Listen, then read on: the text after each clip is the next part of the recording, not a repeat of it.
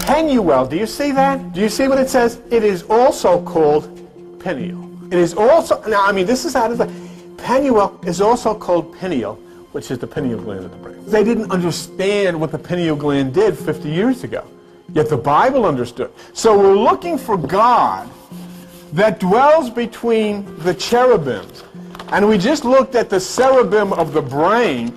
It's all there. The fornix is there, the pineal is there, the cerebrum is there, the wings of the cherubims are there, the whole bit is there. But this is interesting. This is the serpent. This is the Kundalini. Bill Donahue says that some form of knowledge from the past, specifically 6,000 years ago, is attributed to an entity described as intelligence. The hippocampus is a part of the brain that deals mainly with memory. Its name comes from the Greek words hippos, meaning horse, and campus, meaning sea monster, because its shape looks like a seahorse. It's located in the inner part of the temporal lobe and is part of the limbic system, which is crucial for handling emotions. Scientists believe the hippocampus is mainly responsible for storing long-term memories, understanding space, and navigating in the environment. The way the hippocampus is built is crucial for how it works. It gets information from the rest of the brain and sends signals back through a part called entorhinal cortex, found under the front part of the hippocampus. The hippocampus is made up of different sections like the cornua moenia, the dentate gyrus, and the subiculum. These sections work together in the hippocampal formation to carry out various functions. The hippocampus's medial margin is the hem of the cortical mantle, and the word mantle means cloak or garment. We found that it is the hem of the garment that is talked about in Matthew 14:36 when it says, if you touch the hem of the garment, as many as touch the hem of the garment are healed. That was interesting. It's talked about in Matthew 14:36, and begged him that they might only touch the hem of his garment, and as many as touched it were made perfectly well. People sought help and believed that by touching the hem of Jesus' garment, they could be healed. They had faith and belief in the healing power associated with the actions or items related to religious figures. This reflects a broader human tendency to associate divine power with specific actions or items linked to revered religious figures. The connection between seeking healing from Jesus and the symbolism of Ammon's horns reveals intriguing parallels in the power attributed to religious figures and symbols. In the third sentence on page 16b, you find the reference to Ammon's horn as part of the hippocampus. And then we find a connection because in Revelation chapter 3 verse 14, Jesus is called by the Bible Amen, which is very interesting now. Because if Jesus is the Amen, which the Bible says Jesus is, then Amen is Amen, and now we can understand how Jesus can say at that time you will know I am in you. And if Jesus is Amen, we find out that Amen is actually, his symbol is the pyramid, and he is entombed in the pyramid. So now we're bringing together the pyramid, we're bringing together Amen, Amen, Jesus, all of this business. There is a connection between various religions that ties them to the hippocampus of the brain. Right at the place of the hippocampus, at the point where the spine ends, it connects to the neck, there's a thing called the hypoglossal nerve. And the hypoglossal nerve is the 12th nerve, and it exits at the point of the pyramid. Actually, there's two pyramids up there. This is inside of you, and the olive.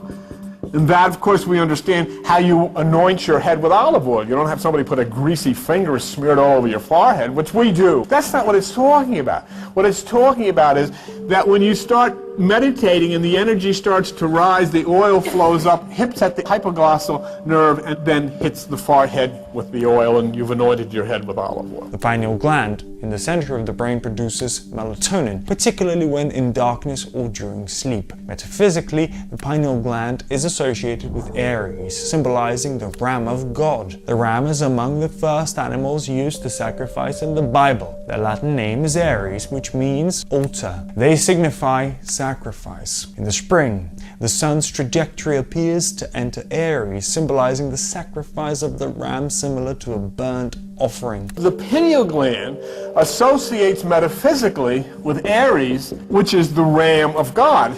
God provides the ram. Now, how does it associate? In the spring, the sun, by the trajectory of the earth, will appear to enter Aries. When the sun consumes Aries, the ram has been sacrificed.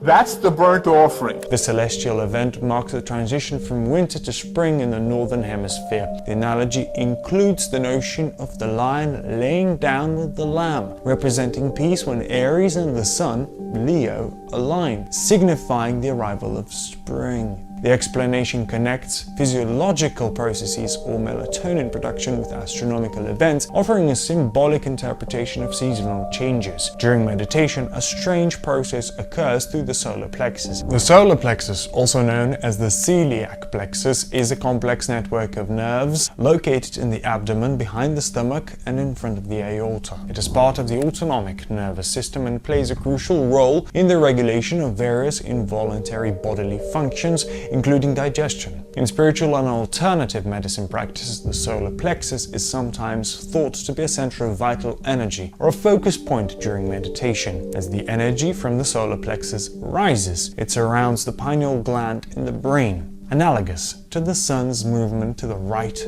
in spring. This alignment mirrors the transition from winter to the summer of one's life. The term pine cone refers to this process, akin to the sacred pine cone used in ancient rituals such as the Osiris's temples. Placing a pine cone at the forehead during funerals symbolized its significance. In the Pine Barrens, the sealed pine cones, when exposed to fire, open up, representing how the solar fire is cultivated through meditative energy. This energy unlocks intelligence to new understandings and life. All you have to do is go to the Pine Barrens, the forest that you live around right here, and you'll find pine cones. These pine cones are sealed, and they're opened by fire. They're opened by intense heat. And when fire hits them, they explode, and they spread the seeds of life all over the place. So the solar fire causes the pine cone to open. The solar energy for your meditation causes the pineal, or your sacred pine cone, or the pine cone in your head to open, which gives you new life. Just like the solar fire in the body causes the pineal gland, often referred to as the sacred pine cone in the head, to open during meditation, symbolizing the infusion of new life. The location of the pineal gland in the center of the forehead highlights a historical note that medical doctors used to measure brain swelling based on its position, though the function was not fully understood until later. The connection between cherubim in the Bible and the cerebrum, or brain, proposes that they repeat the same thing. The cherubim, dwelling at a specific point in the brain, is linked to the biblical notion of God appearing between their wings. If you look at page 10 of the material I gave you, you'll see the wings of the cherubim. That's the angel. Well, what is an angel? It's documented by Dr. Goddard Space Lab. An angel is actually an angle. It is an angle of electricity that impacts your brain and causes you to think differently. And when the angle of electricity impacts your brain, it causes an arc between receptors in your brain.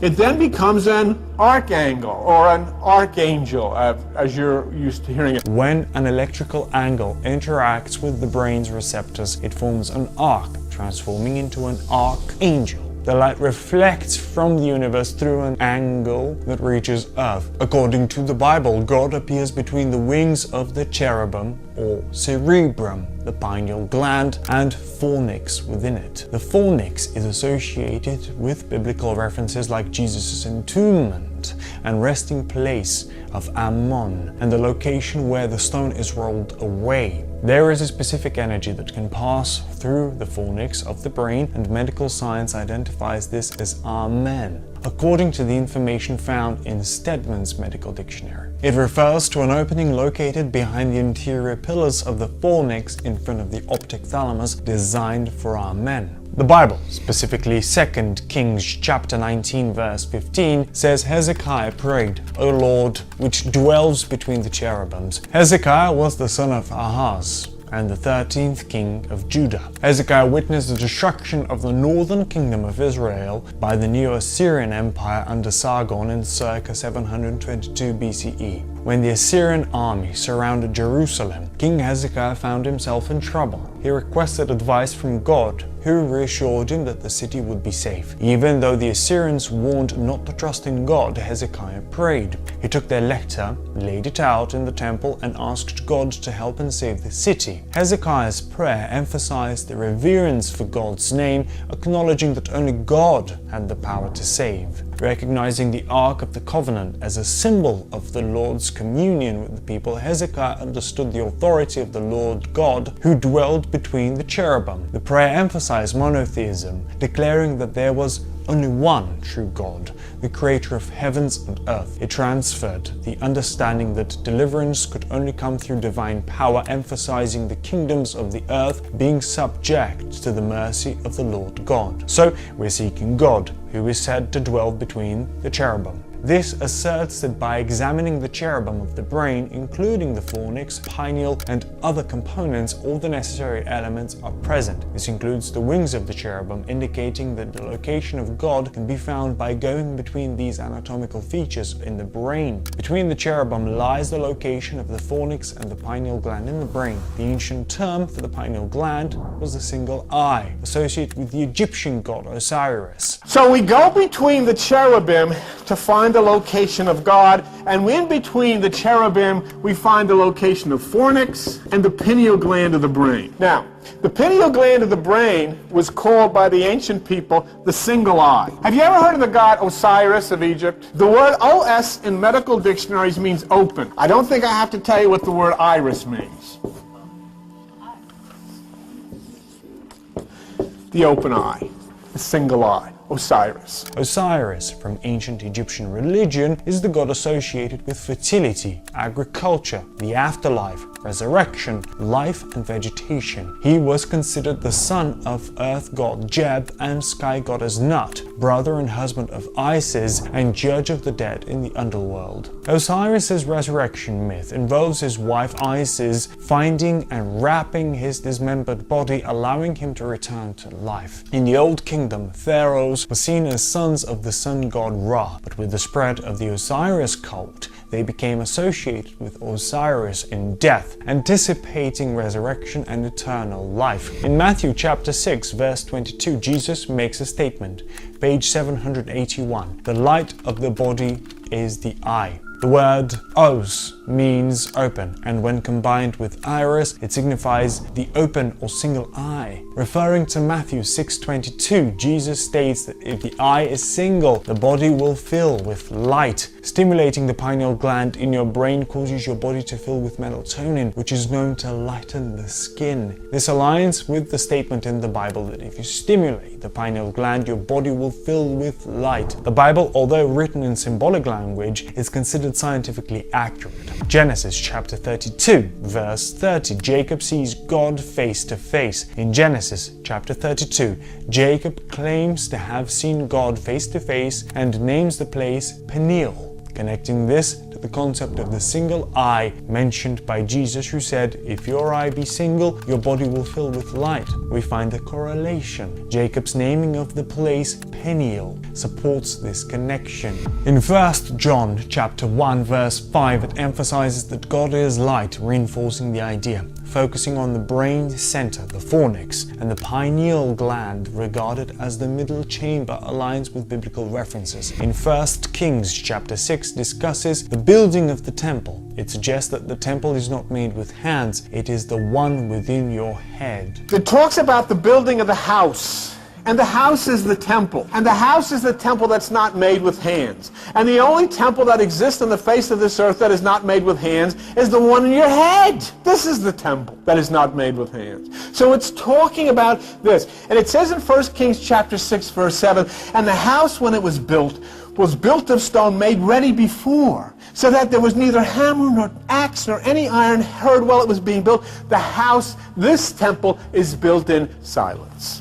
This supports the idea that the human body, particularly the brain, is considered a sacred and intricate dwelling place, emphasizing a spiritual and divine aspect of our existence. This means that the construction occurred in silence, akin to the right hemisphere of the brain. In 1 Kings chapter 6 describes the temple's building with pre-prepared stones, emphasizing the absence of noise during construction. The door to the middle chamber, representing the fornix and pineal, is on the right side of the house, symbolizing the right hemisphere of the brain. The winding stairs represent DNA, guiding energy in a serpentine motion to the pineal gland and fornix in the center of the brain. The mention of the hem of the garment connects to the birthplace of Jesus in Bethlehem, interpreting Beth as a house. This connection adds an intriguing layer to the symbolism. Bethlehem and its connection to the birthplace of Jesus is considered, adding significance to the phrase house of the hem. The emphasis on Bethlehem as the birthplace of Jesus holds biblical importance. The First Chronicles chapter 4 focuses on the lineage. The verse mentions Penuel, which is also called Peniel. What's very interesting to me about this, if you look in First Chronicles chapter 4, I want to show you something. You sat through all of this stuff, now we're going to get to the good stuff. First Chronicles chapter 4. Look at verse 4. And Penuel, the father of Gedor. Penuel, do you see that? Do you see what it says? It is also called Peniel. All right? It is also, now I mean this is out of the, Penuel is also called Pineal, which is the pineal gland of the brain. Penuel, the father of Gedor, and Ezer, the father of Husha. So far not too interesting. These are the sons of Hur, the firstborn of Ephratah, the father of Bethlehem. who? Bethlehem. Who is Bethlehem related to? Peniel. Do you see the relationship between Peniel and Bethlehem?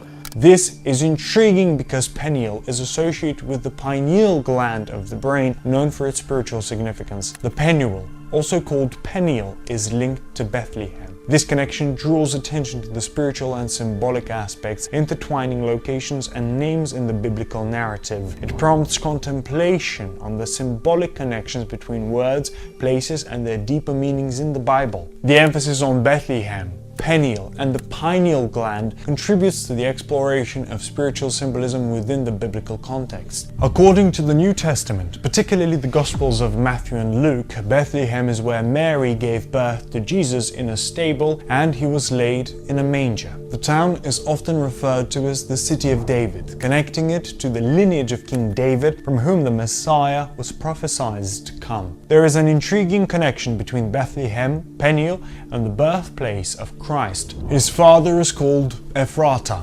Ephrata means fruitful, suggesting a generative force giving birth to Christ in Bethlehem. But here, the narrative takes an interesting turn. Ephrata's offspring is called Hur, denoting the whole of the viper or Kundalini, a serpent associated with spiritual awakening, capable of profound transformation or upheaval. Notably, the Kundalini is portrayed as a feminine force as it ascends the spine. The Kundalini serpent is intertwined with the pineal gland, symbolizing a profound relationship. The term brothers or brother and sister are hinted at, adding layers of intrigue. The Arabic meaning of Hur, H-U-R, connected to Hera, the dark-eyed woman, reinforcing the feminine aspect of this spiritual force. The profound exploration continues by drawing similarities between the Quran and the Bible. It introduces the concept of the dark-eyed woman, a Quranic symbol representing one of the beautiful virgins in paradise. In the context of spirituality, it metaphorically refers to the feminine aspect of the spine. But if it's the Kundalini, it has to be a female serpent, because that energy that goes up your spine is feminine. Now, isn't that interesting that her, the Kundalini female serpent, is related to Peniel? In fact, they're brothers. Or are they brother and sister?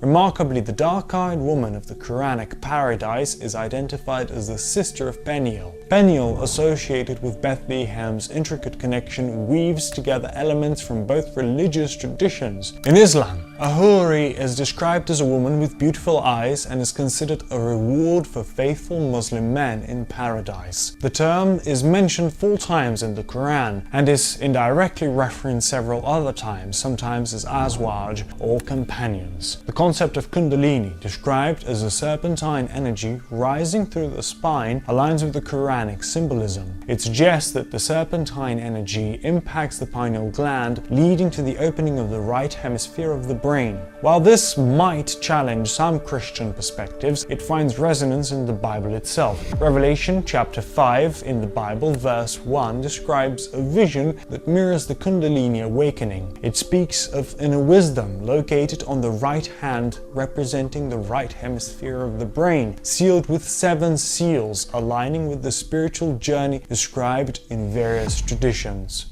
You're not reading this in the Hindu Bhagavad Gita. It's the Bible. But how come nobody ever showed this to you all the years you've been going to church? You know what? They haven't a clue. They haven't a clue. The solar plexus is the place of the electricity, which is in the lower part of the body. It runs up through 7 chakras, which are 7 nerve centers or resistors in your spine. It impacts in the pineal gland and throws open the right hemisphere of the brain. You know, you've heard of like Buddhists and people and that meditate going, Om, Om. You've heard of that. And the energy comes up. Well, let me show you something. This is electrical energy. The 7 chakras are 7 resistors, and the international measurement of electrical resistance is Ohm. I mean, the people aren't just saying stuff because they want to be freaky and spiritual. This is all true. All we have to do is understand it. Bill Donahue is making a comparison between the brain and a complex computer, emphasizing how both are capable of processing vast amounts of information and performing intricate tasks. He points out that, similar to a computer, the brain's full capabilities are not easily accessed or understood. This lack of understanding makes it difficult to program the brain or effectively use its full potential, which can lead to various challenges or problems. Donahue clarifies that these difficulties are not caused by mystical or supernatural forces, but are due to the biological and electrical nature of how the brain functions. Essentially, the brain works by transmitting electrical signals, which govern thought processes, emotions, and physical actions. Understanding this electrical foundation is key to grasping how the brain operates and how its potential can be harnessed, but it remains a complex challenge. But how does the human body's master electrical organ conduct its electrical business, and how does it do this job with such remarkable efficiency? The word angel is actually the word angle, which means electromagnetic fields that come back and are reflected through space dust and impact the earth and impact on your brain. And when they impact on your brain, they cause an arc between receptors of your brain, which cause you to think differently. And that's the arc angle. In the world of angels, you may have noticed a common suffix, L, in names such as Michael, Gabriel, Uriel, and Raphael. Interestingly, another L plays a crucial role in how our entire being operates: electricity. The human body operates on electrical impulses. While we can send electrical signals into the brain and receive them out, it's surprisingly efficient when we consider the brain's energy usage. The adult human brain operates on about 12 watts of power, even when awake or asleep. A typical desktop computer consumes around 175 watts and a laptop around 60 watts. Many of us experience overload and burnout because we haven't grasped the importance of resistance in managing the flow of these currents within the specific circuits of our brains. It's like having a computer or appliance in your home without the necessary resistors to regulate the current. It's bound to burn out. It's a mistake to view burnout as solely an emotional reaction to long hours or demanding work. Recent scientific findings reveal that burnout goes beyond mere feelings and can have significant physical repercussions beyond our work lives. Using advanced methodologies, interdisciplinary research teams are uncovering that burnout isn't just a mental state, but a condition that impacts both the brain and the body. In the same way that burnout impedes professional development, new studies indicate that the persistent stress associated with burnout hampers personal and social well-being and disrupts cognitive abilities and hormonal balance, eventually leading to noticeable alterations in brain structure and function. Long ago, a group known as the Coptics in Egypt, who were scientifically inclined, emphasized the importance of knowledge over grace and faith. They understood the principles of physics and how they applied to human existence. And they said that they encountered a person of Jesus. Now, just don't worry about all of this myth as to who this person was. That's irrelevant. But this person gave them 3 things that they should understand. One was a symbol. And he said this was a very important symbol. And this was the symbol. It's a cross with an X laid upon it and these 8 circles. It's in the books of IEOU that comes out of ancient Egypt. You can actually find. That's the symbol right there. It proved quite intriguing when we began tracking the discovery of planets in October 1955. The initial discovery occurred in Pegasi, which aligned with the sign mentioned in the Book of Revelation. Subsequently, discoveries followed a pattern, with the second in Virgo, the Virgin, and progressing to the seventh associated with Leo, representing the pineal gland and the 7 chakras of the brain. The 8th discovery, fulfilling another biblical reference, occurred in Cygnus, the swan, signifying the last trump with its sound. With this fulfillment, there was a halt in discoveries until recent times. Another intriguing aspect mentioned by the Coptics was the word azozio. Jesus was said to have imparted this knowledge to the Coptic Gnostics in Egypt. Among these teachings are references to the 8th-spoked wheel, the word azozio, and the cipher 4555. According to Jesus, these names, numbers, and seals were essential for ascending to the realm of light. So azo is light-absorbing or photon-absorbing azo. And the word zeo is the root of the word zeolite, which means filtered by crystal. Oh, it's light filtered by crystal. And electromagnetic fields, which come from space and are refracted off dust, are reflected by crystal, filtered by crystal, before they enter the Earth's atmosphere and impact in your brain. The third thing that, in the final part of the puzzle that was given to the Coptics, was the person Jesus told them, hold this in your hands, weigh this in your hands, and he gave them the number 4555.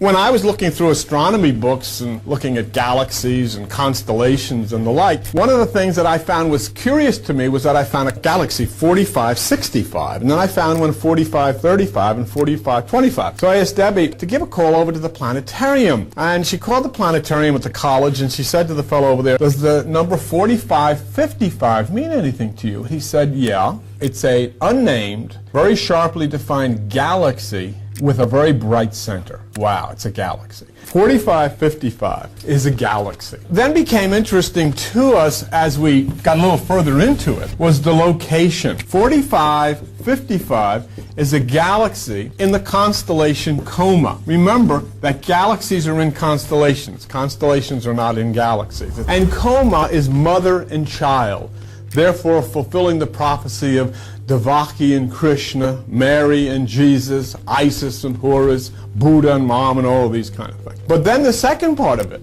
is that it's in the zodiacal sign Virgo. Behold, the Lord shall give a sign, a virgin shall conceive. So we track a very, very interesting galaxy in this constellation Coma. More interesting, Joni Schultz downloaded this off the computer. We have a picture of it. Could this be the location of the place from whence all of this intelligence is coming, from whence all of this instruction is coming, from whence those who are related to you live? I mean, you're looking, could you be looking at a picture of this? I say, well, maybe it means something else. Well, maybe it does. But if it means 4555 is the galaxy and the location of the place that you call God, it is much, much too significant to turn your back on it and say, well, I'm not going to bother thinking about this.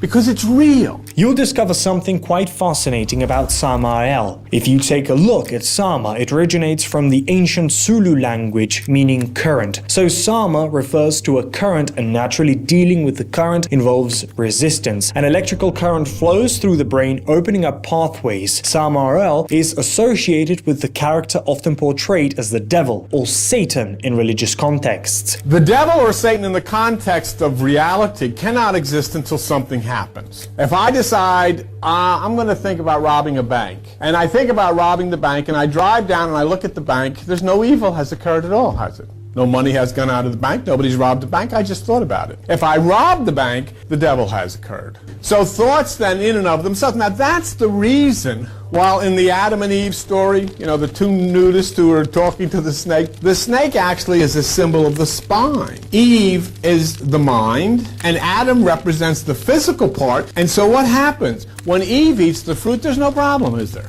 No problem. Nothing wrong. Because it's just a thought. There's no devil. But when Adam eats it, all hell breaks loose, right? Because now the deed has been acted out. What I'm trying to show you is that in essence, what you have is a neutral energy inside of you called current. Electrical current. The current feeds the circuit, which is the brain. The problem with it is you've never been instructed to the fact that the circuits of your brain must have resistance.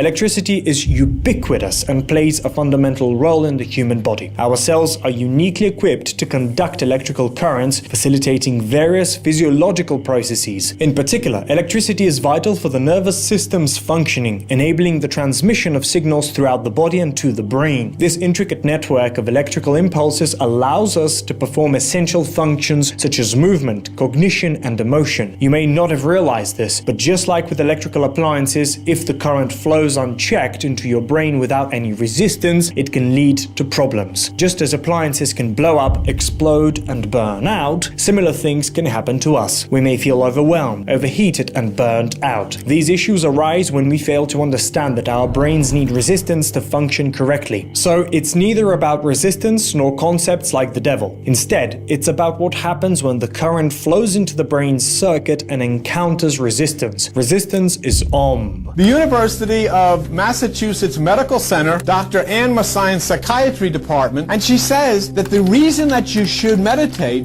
is because meditation is a more effective method of melatonin production. You do not produce melatonin until you're in a pitch black room, because the pineal gland doesn't open until it's in a pitch black room. And here's the University of Western Ontario finding increases in melatonin after a single meditation session. So what do you need melatonin for, you say? You'll see, for instance, that the pineal gland regulates the circadian rhythm of your body, the time clock of your body. Melatonin has been shown to inhibit the growth and metastasis of tumors in experimental animals. Patients who have breast cancer have lower levels of melatonin in their blood. It has a stimulatory effect on the immune system. Let me ask you a question. How many times have you ever tried to stimulate the activity of melatonin, the pineal gland of your brain? Probably you've never. Some of you have never ever done it because you hadn't a clue. Environmental stress can impact the pineal gland and its functions, affecting the body's alertness. On page 49, the discussion revolves around multiple sclerosis and its origins. According to research from the Albert Einstein College of Medicine, since melatonin secretion follows cyclical patterns including daily, weekly, seasonal, and annual variations, it suggested that the pineal gland may play a significant role in the spontaneous exacerbations and remissions of multiple sclerosis. This reveals a deeper understanding of how the body operates. Melatonin is also identified as a potential anti-aging hormone, as mentioned on page 50. The immune system, as discussed by the Department of Medical Biochemistry and Molecular Body at the University of Spain, is shown to be intertwined with the pineal gland. Furthermore, research indicates a link between Parkinson's disease and melatonin. Many studies have shown that melatonin can improve the subjective sleep quality of Parkinson's disease. In 2016, exogenous melatonin for sleep disorders in neurodegenerative diseases, a meta-analysis of randomized clinical trials showed that melatonin could improve subjective sleep quality in neurodegenerative disorder patients. Therefore, it's important to recognize the impact of melatonin and the pineal gland on diseases, especially when individuals close to you are suffering, as their understanding of these connections may influence their treatment decisions.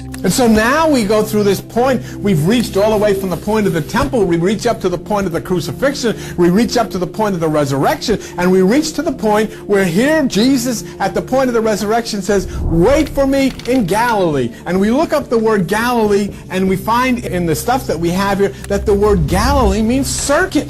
What's being said? That the energy that has resurrected within you as a result of your meditation is now moving through the circuit of your brain. Page 56 states, right about halfway down before you go into Golova, there shall you see him. What is significant about Golova? Golova means circuit. Our brain functions as an electrical circuit, and it is in this circuit that we encounter divine presence. As stated in the book of Daniel, chapter 5, verse 5, found on page 728, a hand descended with an attached arm inscribing a message. In the 6th century BCE, while a king held the Jews captive in the foreign land of Babylon, a mysterious hand appeared, writing on the palace wall. Seeking interpretation, the king summoned Daniel. Daniel's analysis revealed that God intended the king and his kingdom to decline. And the hand, according to the book of Daniel, Daniel chapter 5, verse 5, wrote by the candlestick at the plaster. And the candlestick is your spine. And remember, we looked up the word plaster. Plaster is made up of lime. And remember, in looking up and understanding the pineal gland of the brain is made of lime. And so we have here at the point of the spine, at the pineal gland, this hand wrote on the wall. And it wrote this word, mene. When discussing the brain's circuits and linking the brain to a computer, it's pertinent to mention the concept of gate. Like in a computer where circuits are controlled and organized through gates, the brain operates through similar mechanisms. These metaphorical gates play a crucial role in regulating the flow of information and electrical impulses within the brain's intricate circuitry. A neural circuit is a population of neurons interconnected by synapses to carry out a specific function when activated. Multiple neural circuits interconnect with one another to form large-scale brain networks. Neural circuits have inspired the design of artificial neural networks, though there are significant differences. Your brain has 12 gates. Why does it have 12 gates? Because there's 12 signs of the zodiac. There's 12 constellations in the ecliptic. It's all set for you. There you have. It's just absolutely amazing to me that people have the most significant computer, the thing that can take them to the universe and beyond, and they never even tried to turn it on. Never even bothered with it because they've never paid attention to all of the instructions that come out. And so when you look at a computer and you know about the gates in the computer, and then you say, who is the most powerful man in computers in the world? And what's his name? Gates. And if I go to Atlantic City, all the gambling mecca of the East Coast, and who's the most powerful man? Trump. It's intriguing to consider what has been said for millennia about the flow of energy through the resistors of the spine to the brain. For thousands of years, Buddhist practitioners have sat in temples across the Himalayas and other regions, channeling this energy through the resistors while chanting Om. They ensured this energy was not necessarily interrupted, dissipated, or fragmented while using the flow and momentum of the second chakra to fire up the will. They understood that energy directed towards something not manifesting is hung up, caught, or otherwise useless. If, after reasonable effort, something is not working, let it go. The energy you feel when the attachment no longer controls you can be exhilarating. The more you release, the less friction there is on your energy. The lighter you become, the more you move towards spirit and away from matter. This is a Hebrew word, and gematria in Hebrew and Greek works both ways. M has a value of 40. E has a value of 5, and N has a value of 50. And it's 45, 55 if you just speak it. It's noted that certain verses in the Bible contain words written down without translation. However, when translated, they retain their original form. An exciting pattern also emerges in geometry when combining numbers, often sum up to 100, simplifying to 1. This pattern is frequently observed, particularly in measurements involving the cubit, where a dot symbolizes 1 unit. To express quantities less than 1, we use the decimal notation. We put a dot, and it is understood that the number to the immediate left of the dot is the number of ones, that to the immediate right is the number of tenths, the next number is the number of hundredths, and so on. The ancient Greek symbol of theta, evolving over time, also holds significance. Theta is a term used in neuroscience to refer to a specific frequency range of brain waves. Brain waves are rhythmical electrical impulses generated by the brain's activity. Theta waves are typically observed in deep relaxation, meditation, and light sleep states. They're associated with creativity, intuition, and deep subconscious processing. Theta waves have a frequency range of approximately 4 to 8 cycles per second, or hertz, and are often present during meditation, visualization, and hypnosis. Now,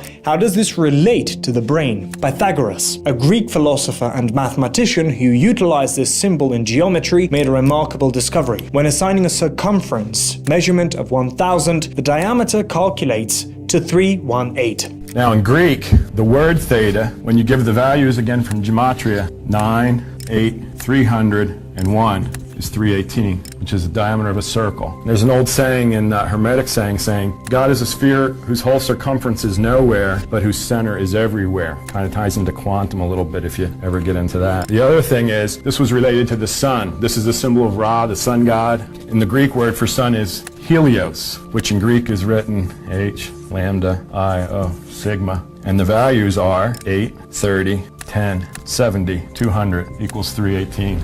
Angel numbers are divine messages believed to be sent from the spiritual realm. If you've noticed that a particular number sequence appears around you repeatedly, you might be experiencing an angel number phenomenon. These are sequences of numbers believed to hold a special meaning and significance. The significance of the number 318 lies in its connection to theta. When exploring its relevance, I found that within theta, one can add numbers like zeros while retaining their essence. Theta waves generate the theta rhythm, a neural oscillation in the brain that underlies various aspects of cognition and behavior, including learning, memory, and spatial navigation in many animals. Theta waves associated with the 8th letter of the Greek alphabet resonate at a frequency of 4 cycles per second. Interestingly, this frequency can be viewed as 3 within 1, corresponding to 4 to 8 Hz. Theta waves typically oscillate between 13 to 30 cycles, while alpha rhythms fall within the 8 to 13 cycles range. Sama, which equates by the ancient people to the devil, which means current. And you look at that word, it says impedance, electricity, the measure of the degree to which an electric circuit resists electric current flow, expressed in ohms. This revelation is pivotal in our research as it sheds light on how our brain functions, what it demands, and how its circuits operate. Understanding how to manage the surging current within these circuits is crucial. The circuit's ability to resist this current is expressed through the ancient chant of Om. It's essential to grasp that every event in our lives results from electrical impulses flowing through the brain's circuits. The concept of the devil or Satan is merely symbolic of an electric current that the brain's circuitry must resist. When this resistance fails, overload occurs, leading to burnout. The burnout we experience manifests as stress, breakdowns, diseases, strokes, and various other health issues, all stemming from the absence of resistance to the current flowing into our brains. All of this is scientific documentation. Matthew 28:2, there was a stone, the electromagnetic field rolls the stone away from the fornix. The angle causes the arc in the brain receptors. In Egypt, the pyramid was open to an angle of Orion, the gate of God, the OR gate, which is a computer logic circuit. And then it defines logic circuit, a computer switching circuit that performs problem-solving functions. What problem do you have? You say, well, geez, where do I start? I get all kinds of problems. And you find, why can't I solve these problems? Because the switch isn't opening. The switch isn't functioning. Wonder if you have in the circuit of it, say you've got this big family problem. What am I going to do? What am I going to do with the kid? What am I going to do with my husband? What am I going to do with my wife? And here's the switch. Now, in order for you, here's the understanding. This will bail you out of the problem. This will bring the money that you need. But there's a switch that's closed, okay? And that in order for you to understand, the switch has got to be open. The right amount of current is not coming into the brain to open the switch. And so you're never going to be able to figure this out. And the reason is there's no resistance. The circuit is operating on overload. It's not working properly. Do you have any idea that in the middle of a computer, in the point of memory, is a thing called RAM? Do you know that? In the middle of your brain is a thing called Amon's horn. Is the name of an Egyptian deity whose symbol is the ram. In the middle of a computer is a structure called RAM, and they are both in the part of the brain responsible for memory. And so what do? Are you working on it? No, you go to church. This whole world is subject to what's coming out of your head. And that's what Buddha said thousands of years ago. He said the reason that you have this total upheaval in the atmosphere and in the environment is because of all the negative vibrations coming out of the brains of billions and billions of people all over the place. If you can create bad vibes in your house, and you can, what do you think happens when we got billions of people on the planet Earth with there's nothing more than a pimple on the rear end of the Milky Way? Billions of people having bad vibes. What's happened? The Earth is puking. Everybody's freaking out. Why? Because everybody's brain is on overload. Nobody knows. I've got a quote from the encyclopedia right in the middle there. And it says the brain works somewhat like both a computer and a chemical factory. Brain cells produce electrical signals and send them from cell to cell along pathways called circuits. So then Samael is the current that must be resisted by the circuit. And what does it say in James chapter 4 and verse 7? It says, resist the devil and he'll flee. What do they do in church? You know what they say in church? Devil, I rebuke you. All right, this is what I want you to do. sit in front of your computer, or let's go sit in front of this electric light. I rebuke you. And the light's going to say, I rebuke you too. And it's going to, and if it's time to burn out, it burns out. And when it burns out, you stand here, I lay hands on this thing in the name of Jesus. So what? It's not going to go on anyhow until you put a bulb into it. You got to screw it in. No matter what you do, you got to screw the bulb. So the point being, you cannot treat your brain any differently than you treat an electrical appliance. It has to have proper current, proper voltage, proper resistance. The circuits have to operate properly. Let's look one more time so we understand it. Can you feel on top of your shoulders, Steve? Is there a round thing up on top of here? That's a head. Inside of the head is a brain. That brain is a computer. As you've seen here, that brain is electrical circuitry. If your brain is electrical circuitry, if that circuitry is operated by current, then it must have resistance. It's the same as any other computer, and so you have to treat it exactly the same. You have to understand the circuits, you have to understand the current, and you have to understand the resistance. It is no different than that. In something such as a computer, you can only have so much current going in, or you're going to burn it out. If you have too much, you burn the circuit. You've heard of people burning out too much. Then you read about resistance. So how do you do this? That's the instructions. Yoga. See what the word means? What's it mean? Yoke, doesn't it?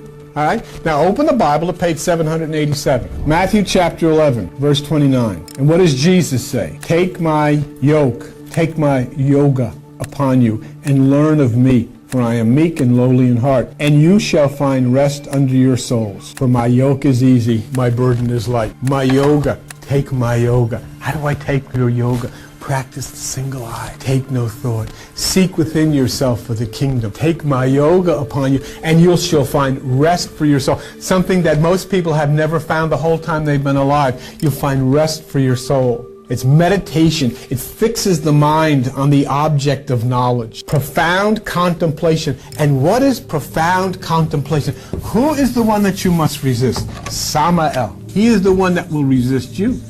And so then what is profound contemplation? What is profound meditation? Samadhi. The perfect absorption of thought in the object, its union and identification. So it is samadhi which overcomes Samael. It is the key. It is the symbol of 8. It is the zogio. It is 4555. Helena Blavatsky put it this way. Fantasy. And you know what each one of us has taken instead of understanding this? We've taken fantasy. We've lived a fantasy. When you go to church, it's like going to Disneyland. There's somebody playing an organ. And there people get up with robes on, and they have lights, and they have candles, and all of these things, and it's nice, and there's not, it's really pretty, especially on Christmas Eve, and all of these things are nice, but they don't change the circuitry of your brain. They don't change the current of your brain. They don't apply the resistance to the current, which is burning you up. They don't do that. And so Blavatsky put it this way, fantasy is an impediment to our intellectual conceptions. And when we are agitated by the inspiring influences of divinity, if the fantasy intervenes, the enthusiastic energy ceases. For enthusiasm and fantasy are contrary to each other. It's something seen but no physical reality. It's religion. It's emotionalism. It's feeling. It's the things that so many people seek for. It's the very thing that will oppose our union with God. The creative, unrestrained fancy. Something that's such an invention that it is a creation of fantasy. Fiction characterized by a highly fanciful or supernatural elements. Fiction. And our whole life has been consumed in the fiction of religion. And because of the fiction of religion, we have missed the reality that we are real entities with a real functioning computer that we have totally neglected because we have plugged ourselves into this circus that they call religion and traditional concepts.